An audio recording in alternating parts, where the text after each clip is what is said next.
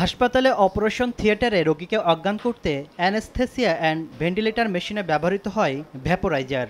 গেল কয়েক বছরে সরকারি বিভিন্ন হাসপাতালে অন্তত 400 ভ্যাপোরাইজার সরবরাহ করে রাষ্ট্রীয় প্রতিষ্ঠান নিমিও অ্যান্ড টিসি। দুদকের তথ্য বলছে, চীন থেকে আমদানি করে ভ্যাপোরাইজারে জার্মানির নকল স্টিকার লাগিয়ে নিমিও অ্যান্ড টিসির যোগসাজশে হাসপাতালে সরবরাহ করে বিভিন্ন ঠিকাদারি প্রতিষ্ঠান। আর এভাবে 60,000 টাকা যন্ত্র 1.5 লাখ টাকা থেকে শুরু করে 4.5 লাখ টাকা পর্যন্ত বিল উত্তোলন করে। এভাবে প্রতারণার মাধ্যমে 4 কোটি টাকা লোপাট করা হয়। বৃহস্পতিবার দুদকের অভিযানে মিলেছে অসঙ্গতির প্রমাণ। এমনকি প্রতিষ্ঠানটি দেখাতে ব্যর্থ হয়েছে কোন দেশ থেকে কেনা হয়েছে এসব যন্ত্রাংশ।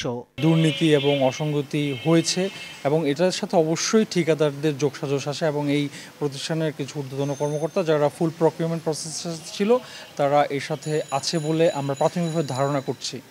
স্টিকারটা যে জিনিসটা আছে সেটা জার্মানি পাওয়া গেছে, এখন প্রশ্ন উঠছে যে চায়না। এটার গুণগত এবং পরিমাণগত মান দেখতে গেলে পরে আমি আমার পক্ষ থেকে বলবো যে আমি জানি আমার শাখা প্রধান তারা সঠিকভাবে দেখছে, আর সব স্টেশনেই তো আর আমাদের যাওয়া সম্ভব হয় না।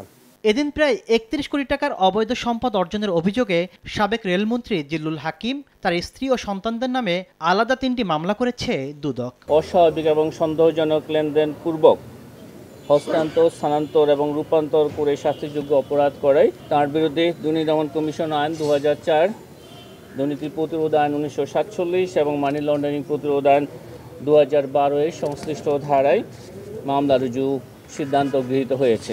মামলা হয়েছে ময়মনসিংহ 10 আসনের সাবেক এমপি ফাহমি গোলান্দাজ বাবেলের বিরুদ্ধে।